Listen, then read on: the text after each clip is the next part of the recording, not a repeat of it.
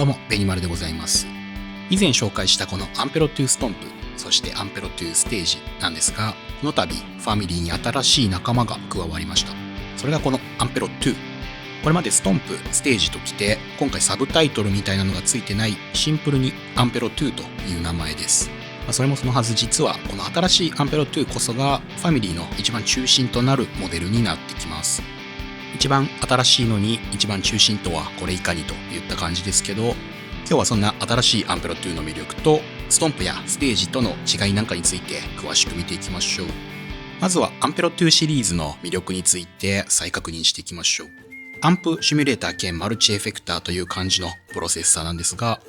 最大の特徴がこのタッチパネルによる操作。普段触っているスマホと同じ感覚で使えるので、説明書を全く見る必要がないぐらい直感的な操作が可能になってます。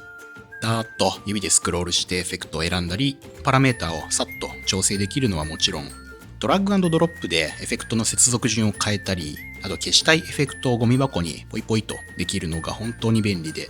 アンペロ2の後に他のマルチ使うと、タッチ操作って偉大だったんだなぁと痛感します。続いてサウンド名の特徴ですが、アンペロ2は最近のマルチプロセッサーらしく非常にクリアでワイドレンジなサウンドです。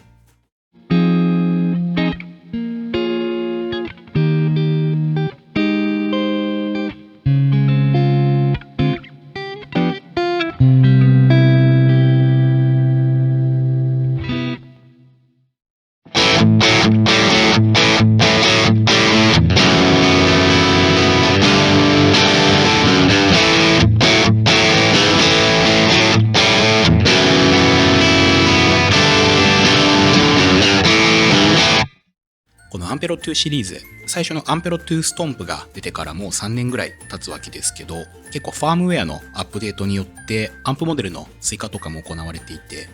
その中でもこのソルダーノ HQ、SLO100 のハイクオリティバージョンみたいなのが後から追加されたんですけど、これが自分の一番のお気に入りです。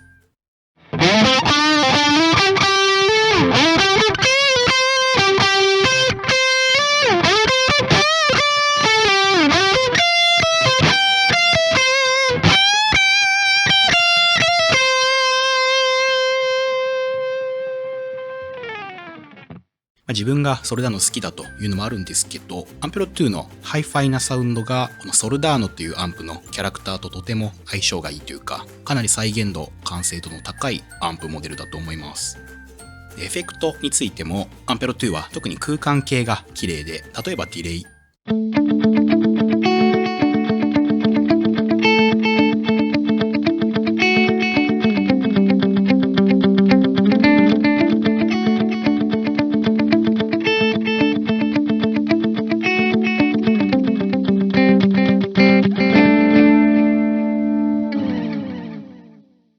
これデジタルディレイ HQ というモデルなんですけど、クリアでありながら程よく温かみのあるサウンドですね。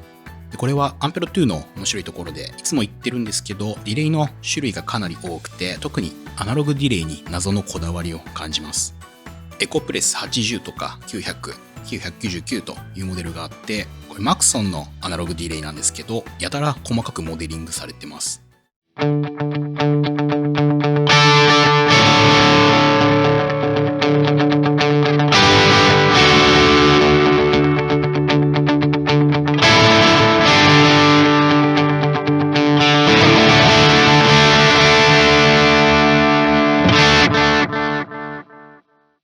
アンペロ2ハイファイなマシンなので、こういったアナログ系の音は苦手なのかなと思いきや、かなりいい感じにアナログの減衰感が表現されてますね。リバーブも自然なサウンドが特徴的で、中でも自分がよく使うのがこのシルバーライニングスというタイプ。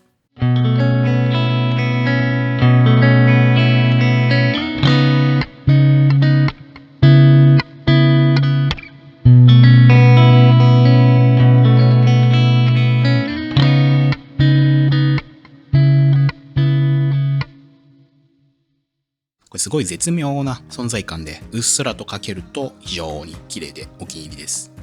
あとアンペロ2、エフェクトのチェーンを並列にして、ウェット音だけがっつり歪ませてみたりとか、あとマシンパワーを活かしてたくさんエコーを立ち上げてみたりとか、ちょっと実験的なサウンドを作れるのも良いですね。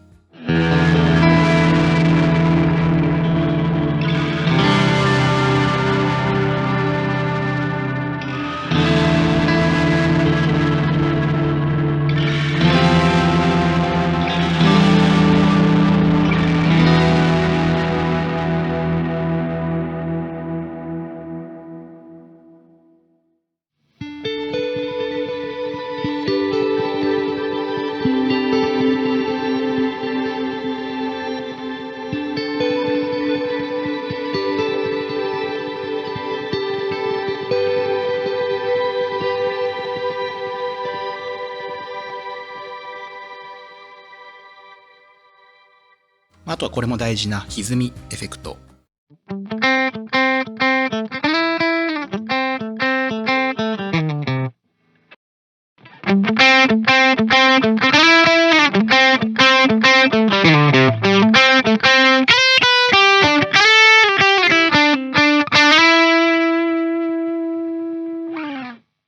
これ自分が一番よく使うエキゾチックの BB プリアンプのモデリングなんですが、カチッとした押し出し感があって気に入ってます。歪みエフェクトいろいろ種類あるんですけど、元ネタにめっちゃ似てるというよりは割とアンペロらしいサウンド、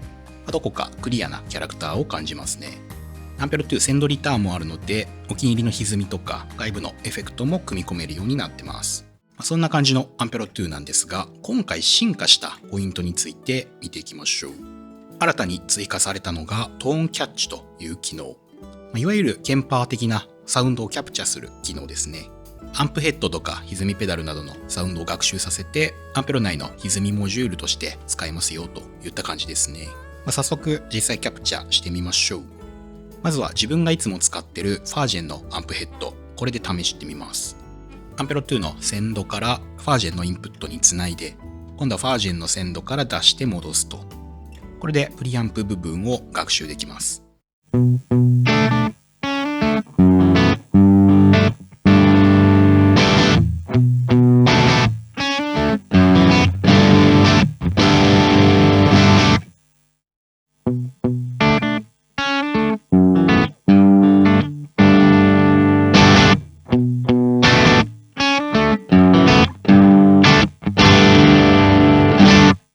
なかなかいい感じにできてるんじゃないでしょうか。若干ゲイン高めに出来上がった感じありますけど、完成したモジュールにはゲインとか EQ がついているので、そこで微調整してあげれば OK といった感じです。もう一つ歪みペダルでも試してみましょう。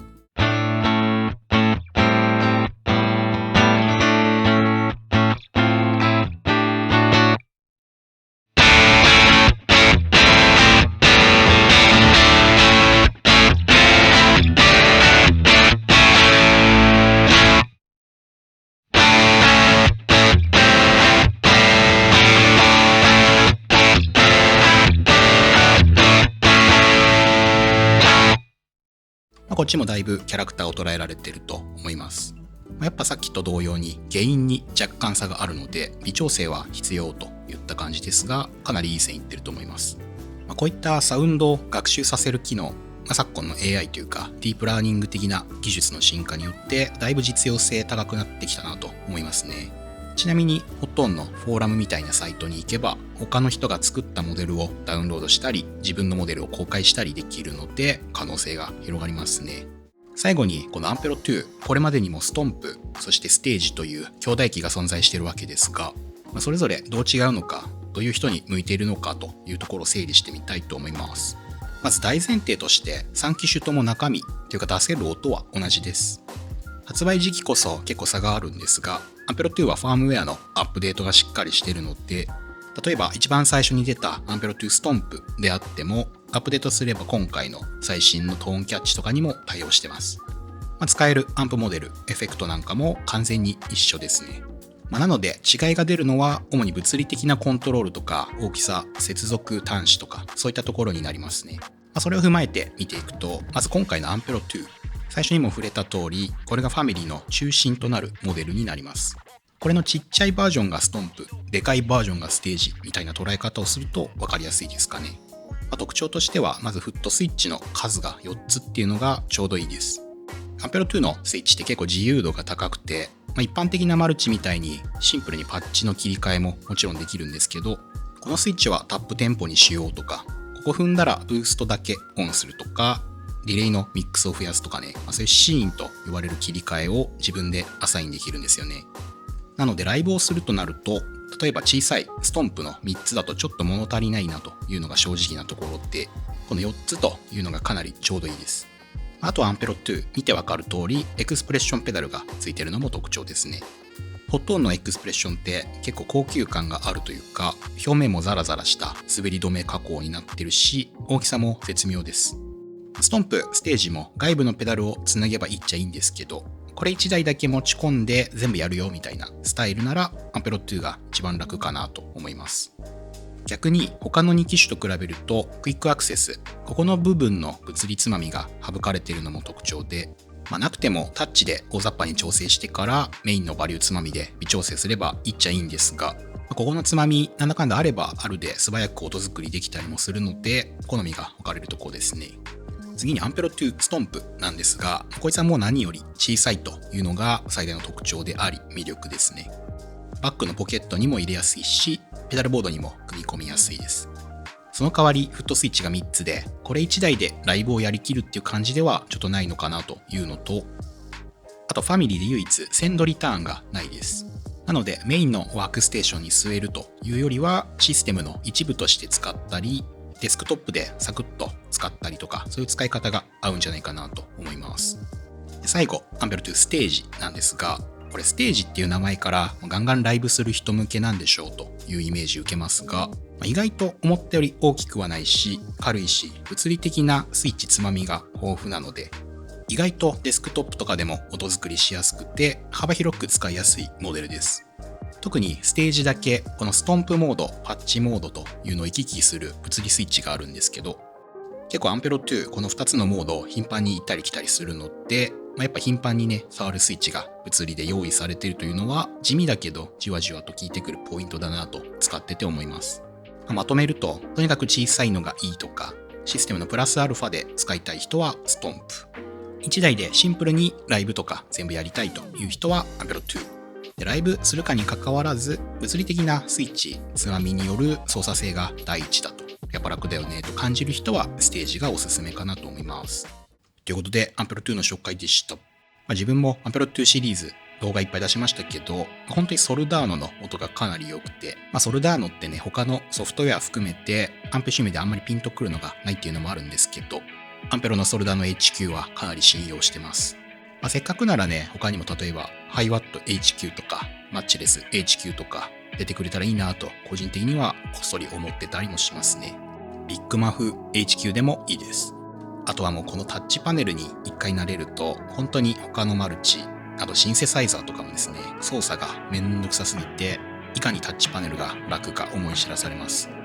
もう今後のマルチプロセッサーはタッチパネルが当たり前になってくるかもしれないですね。もしまだアンペロ2シリーズ触ったことないよという人はぜひこの機会にタッチパネルの快適さを体験してみてください。ということで今回も終わりたいと思います。ありがとうございました。